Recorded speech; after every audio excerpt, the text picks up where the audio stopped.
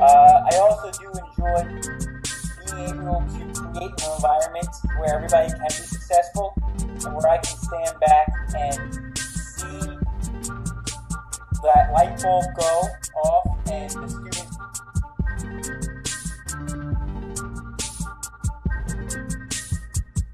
Good morning, good afternoon, good evening, wherever you're at. This is What's New in Adaptive Physical Education. I'm Scott McNamara, and I'm here with Brad Weiner today. All right, hello world, and Brad is here from Maryland, and he's hanging out with us today, and he's going to talk to us about what is adaptive physical education, some of the different associations he's in, and also inclusion in the PE setting for some of our friends with disabilities.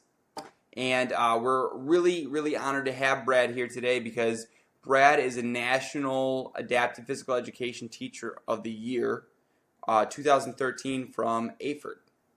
And really excited to have him. He's a public speaker. He travels around talking about adaptive physical education and a lot of different topics that go with that. He's created his own assessment tools for early education and early childhood education and severe and multi-disabled children. Is that correct? This is correct, yes. So really excited to have someone so knowledgeable be on the show. Thank you for all the responses I'm getting online. It's been a really great pleasure so far. So Brad, while we have you here, the first thing I want to ask you is just how did you get into the field of adapted physical education? I was lucky that when I was attending SUNY Cortland up in New York, I met this guy that was also going through the physical education field, and his name is Tom Moran. And Tom and I became really good friends. He started a soccer clinic called Just for Kicks for students with disabilities. And my interest of being in soccer and kids, I got involved with this clinic. And over time, he and I built a bond. And I got a lot of great opportunities to adapt on the spot and work with students with disabilities. And it just kind of led me in the direction of getting my master's in adaptive physical education and getting the job into adaptive physical education. So I tip my hat to Tom Moran for being there and kind of giving me that opportunity to get involved in that soccer clinic. So Brad, let's start with talking about the National Consortium, NCPE-ID. And what does that stand for, Brad? The National Consortium for Physical Education for Individuals with Disabilities. Okay. So what is, in your association with them, you are the vice president? Correct. Okay. So what is this association and, what can it do for an APE teacher? Well, it's currently the only organization with the sole mission to promote research, professional preparation, service delivery, and advocacy for physical education for individuals with disabilities. The organization is made up of higher educational professionals, in-service and pre-service teachers. The organization partners with Shape America and other related national organizations to educate state and national government officials about adaptive physical education and the major benefits that affect the youth and adults with disabilities and injured veterans. So members of the organization often write letters to the Office of Civil Rights for clarification on the meaning of the Individuals with Disabilities Education Act. These clarification letters can be used to promote appropriate service delivery throughout the country. Mm-hmm. The organization also monitors the discussion of current bills and the development of acts. NCPE-ID is really there to advocate for adaptive physical education. Now, if I was, an APE teacher and, sometimes those clarifications when we're working with other staff, maybe special education teachers or administrators that might not understand the role or the laws for adaptive physical education, and those letters help to clarify them. how would I find out about those letters or how would I attain those letters from the consortium? The letters are always published through the Office of Civil Rights, so they are online publicly. But you can go to the NCPEID website, which is www.ncpeid.org, and those letters have been posted on the website. And do you have any advice on like how someone should go about giving those letters and not coming off too abrasive? If I was in a situation where I knew that I would be able to use these letters to my benefit, I would probably use them prior to any situation coming up. Once I find out about these letters, I'd print them out and I would take them to my administrators or higher-ups and let them know that these clarification letters have come out, and just pass it by, putting it in their mailbox in a way of just providing information. If you do it prior to any situation coming up, that is a less aggressive manner. They are already aware of the clarification. If there is an issue where you're already in a situation where there is a situation, I would probably use the letters, again, by passing it through, letting them read it, giving them some time, and then going to try to discuss with them. And by asking questions, what did you think of that letter that OCR just provided for clarification? Mm-hmm. And sit down with a discussion, allowing them to talk, listening to what they have to say, maybe taking some time to get my thoughts together and then coming back instead of trying to do it all in one rush. I know I've been, as a young teacher, sometimes even a little bit maybe upset when they're not hearing you right away, and I think it can definitely lead you to be like, why don't you get this? And, being that over, maybe a little aggressive on it, and then them getting really defensive. So it sounds like providing it in that way is a really good strategy. Right. I find I've been more successful with understanding that to get to my goal, I should be patient and strategically plan prior to go talking to somebody so that I could be clear in mind and understand where I'm going to get and how I'm going to get there without them feeling like I'm being aggressive and taking a step back. So in NCPEID, what is your role exactly? What do you do as the vice president? My main role as the vice president is to set up the national conference. And the national conference is always set in July. Traditionally or historically, for the past few years, it has been in the DC metro area, but this can change in the future.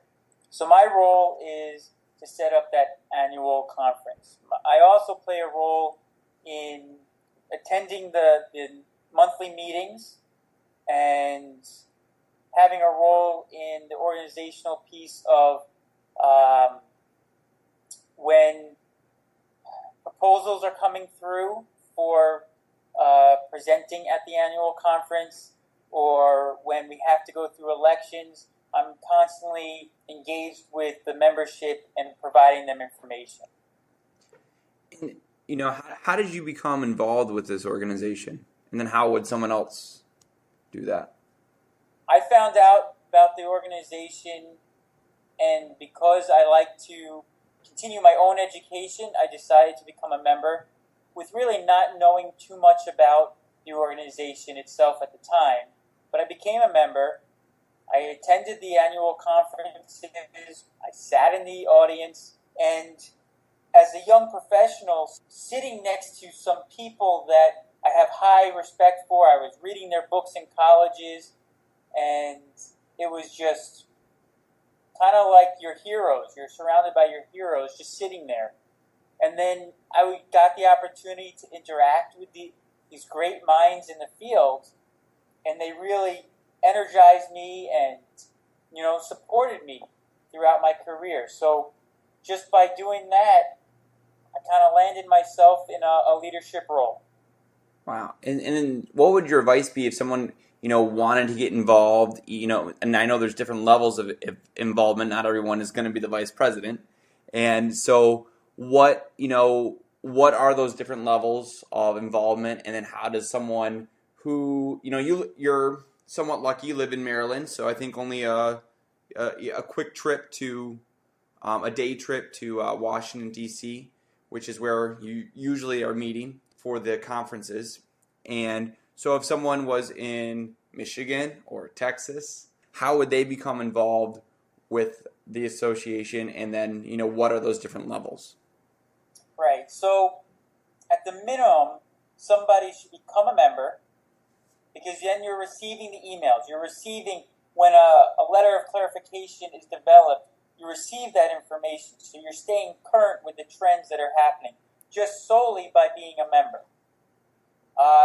And you don't necessarily have to get to the conference. Where it would be great to get to the conference, the website then puts the presentations online. So again, it's about continuing your education, staying current in the field, simply by being a member, of paying a membership fee. And at the same time, you are now provided access that may be a little bit easier to connect with other professionals in the field. Again, it may not be in person, but you may be able to connect with them. If you have a question, you can send a question to the organization and they'll respond to you, or somebody that has a great depth and a background in your question will then contact you. And so it really provides a great support to somebody, and staying current and just keeping that education going. So, and that would be if somebody can't make it to the annual conference. But it also provides you a voice. Mm-hmm. So if for some reason you're getting all this information and you may not have an agreement, or you may feel like the organizations may benefit by going a different route, you now have a voice to where you can say, I think these are my feelings, or this is my thought because of this. Where if you weren't a member, you didn't have a voice in the bigger picture of adaptive physical education at a national level.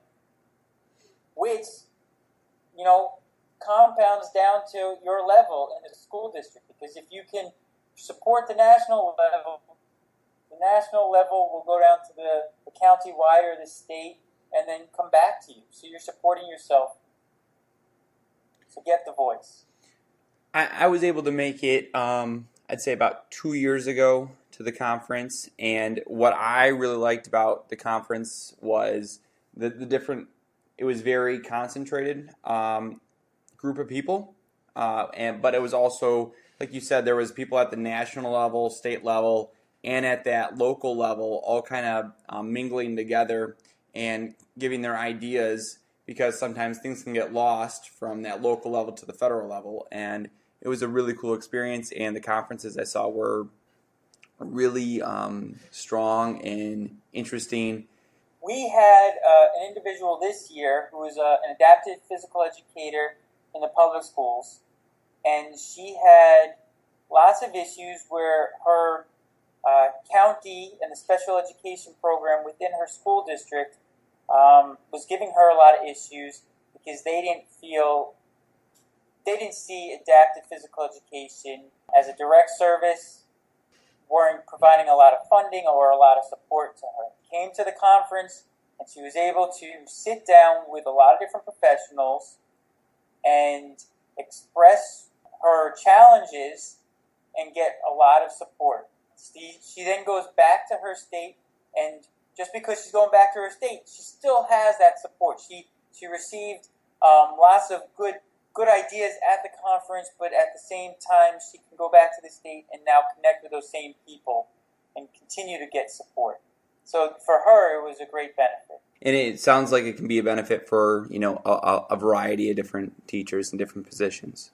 All right, well, we're going to go from the consortium, and we're going to talk about inclusion and what that means for a PE teacher, for an AP teacher, and maybe some of the different obstacles that could be with inclusion. Inclusion is a big word, and it's a buzzword. and it can be. I've heard it used in a lot of different contexts, not only in education too. I hear about inclusive culture a lot, and so let's just take PE and education out of that for a second. What does inclusive culture mean to you, Brad? An inclusive culture is a welcoming environment to all students where individuals recognize his or her importance as a member of the community and has the opportunity to be challenged and successful. There is another buzzword, at least in Maryland, is equity and having equitable practices. So everybody that enters your room feels that they are as important as everybody else in their classroom and has the opportunity to be successful. Okay. And with PE, how does that, what is an inclusive culture in PE, in a physical education class where kids are demonstrating their physical abilities? Within any educational classroom, students are coming with varying ability levels. And so within physical education, my idea is to create an environment, design an environment that allows for each varying level to be, again, challenged and successful. This may be having lots of different stations, or it may be creating peer helpers and then peer helpers. It allows for, again, welcoming success. Okay. Have you created that in your class, do you think? Do you feel that you created an inclusive culture in your class? I do. I strive to promote equity, and I'm going to use that word equity again because that is a big word, big buzzword in Maryland.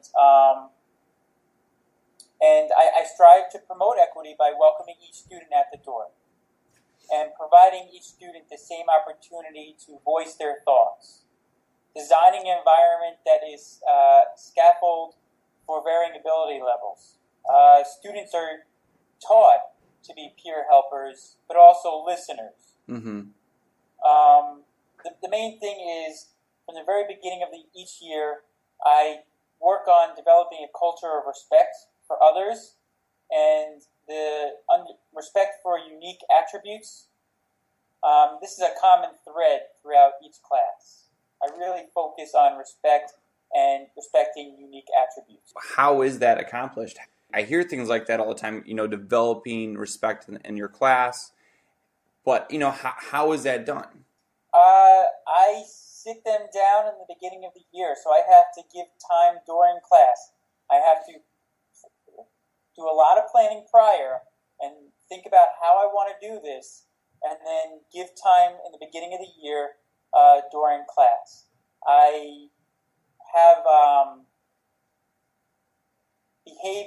positive behavior interventions where the class as a group can earn what I would call the mascot ticket.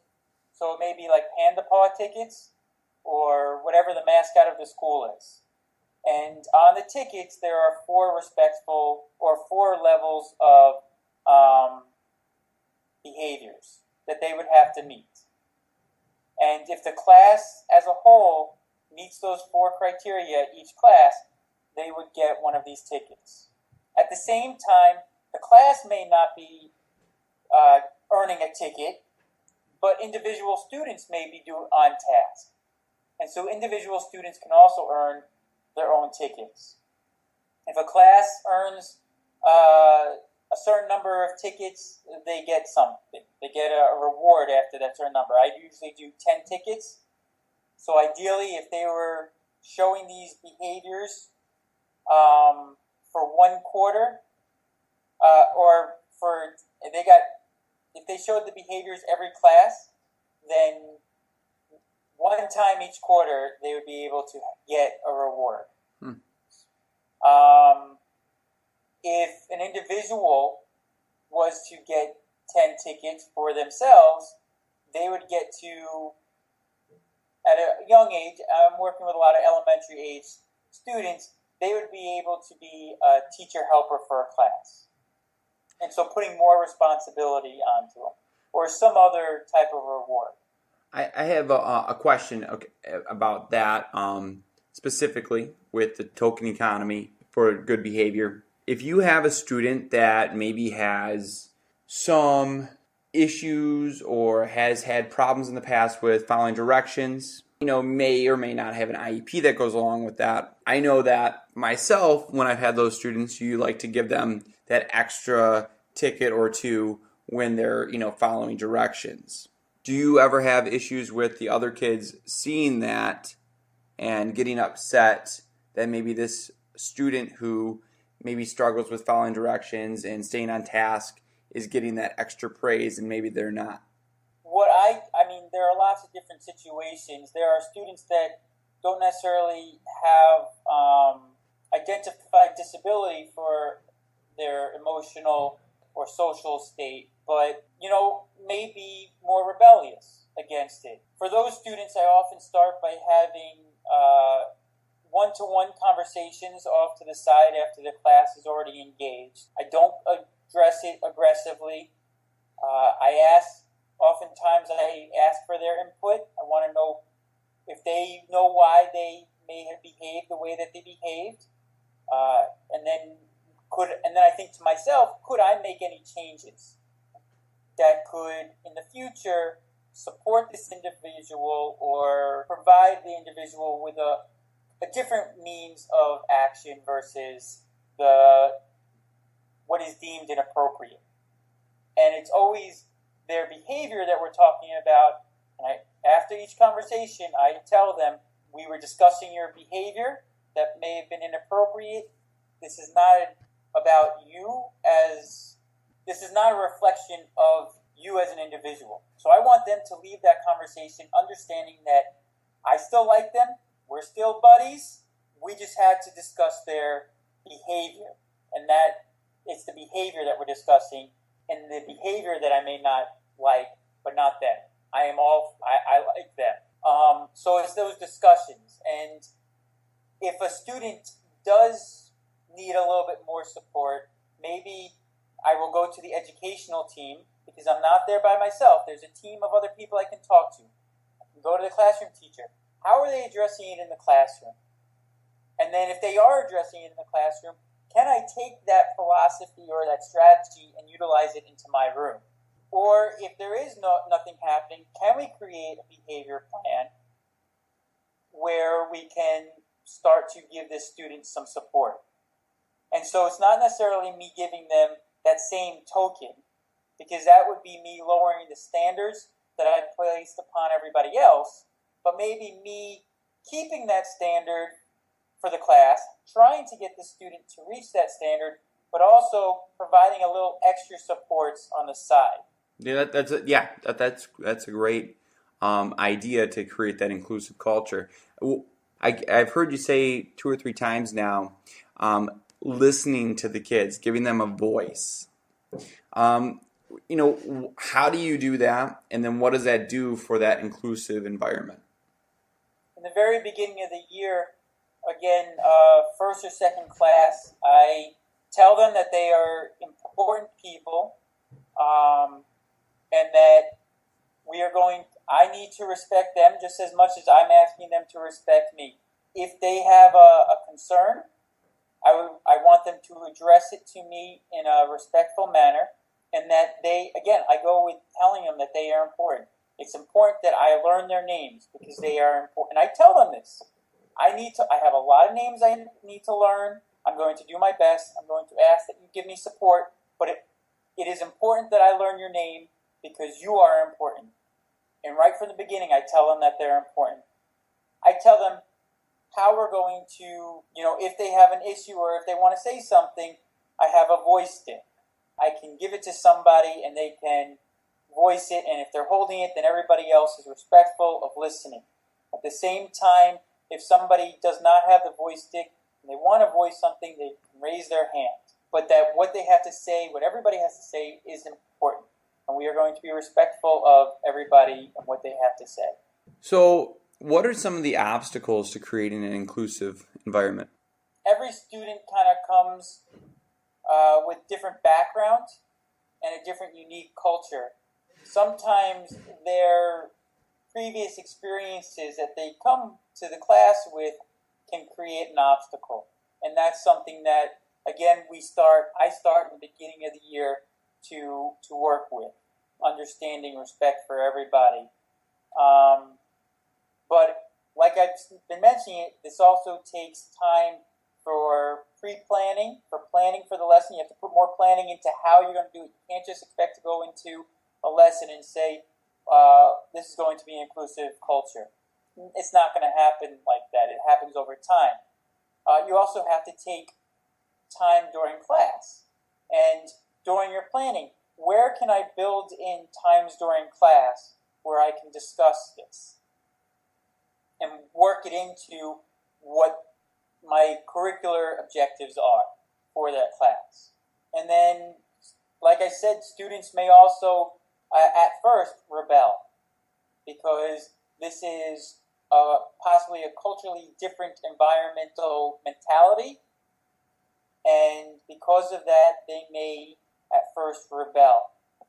You may see at first a higher level of cultural insensitivity, but that's why we have to put the time in and have those deep conversations. I want to just ask you a few more questions, maybe more broadly, about you and about the field of adaptive physical education. Now, what do you see as the biggest obstacle for an adaptive physical education teacher? This may be the lack of understanding from administrators and higher ups, which often leads to lack of support financially or the structure of your program. You often hear a lot of programs where you're going to have 40 to 60 plus students, and it's inclusive. I put that lightly, because what they do is they take students without disabilities and students with disabilities and they put them in this room, and they don't think about the educational aspect of it.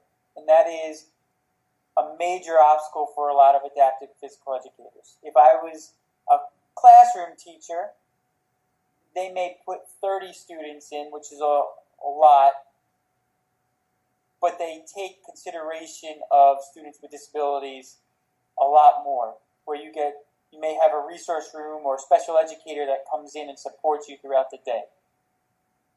And that is not necessarily how things are run in the adaptive PE world. So that is one of the major obstacles. Okay. In talking about the consortium as a resource might be a really good way for someone to maybe try to resolve that obstacle, and using some of those letters that we talked about earlier as well, of clarification of the importance of it and the law for it, could be some ways that they could maybe try to resolve that conflict. Right, and also giving yourself a voice, to where if you have an issue, you can now go to this national organization, share your issue, and then as a national organization, maybe a new letter needs to be written. How can you, if you would address it at a national level, again, it can come back and support you at your local level. So, Brad, what is your favorite part of the job? It's not even really a competition, it's the students. The students make the job, it's why you do it, it's what makes you feel good when you leave the day. I love being around my students, and I just love being around the students. I also do enjoy being able to create an environment where everybody can be successful, and where I can stand back and see that light bulb go off and the students know that they got it, and I feel like I create the environment for it. I have fun creating different environments, creative environments, so that they can be successful. Now, as teachers, a lot of times we always have, kids doing funny things, or funny things happen, or really inspirational things happen, and we love telling each other stories about it. What is your best story about being on the job? Kids say the funniest things, and we have a lot of fun. It's really, it gets silly sometimes, but I think my best story that I find myself often telling people is one where it's not one of the silly stories, but it's one where I was working with a 3-year-old, and for a period of months, I was getting her to enhance her static balance, her standing balance. She finally got it, and then was able to take a step or two forward. And so I got to see her first steps. And for me, that was one of the greatest feelings that I've had in a job, being able to see her take her first steps. And I got it, I had it on video, and I was able to share it with the parents. And to see the parents now be able to take this home and see their child take their first steps, that to me, that's the best story for me. And I can go back at that video and see how much concentration she's getting, and how she was really focused on taking that balance and taking the first step. So great story, great feeling. That is a powerful story. I'm sure that made you feel wonderful. And what a great thing to give to the parents too. Well, Brad, thank you so much for joining us for this interview. It's been a pleasure to have you here and have all the knowledge and experience that you have and giving it to us for the day. And we really, really appreciate it. Thank you so much. And I've been listening to your previous podcasts, and I've been enjoying them. I've had a lot of fun being part of the podcast, and I look forward to the direction that you can take this, and listening to other people and the interviews. It's really a great thing for adaptive PE and the teachers throughout the country. So, thank you. Thank you. Well, Brad, thank you so much for joining us, and thank you for everything. And this is us signing off. So, everyone, I hope you have a great day, a great week, and please keep the comments and the ideas coming. We're really enjoying that. So, have a great day.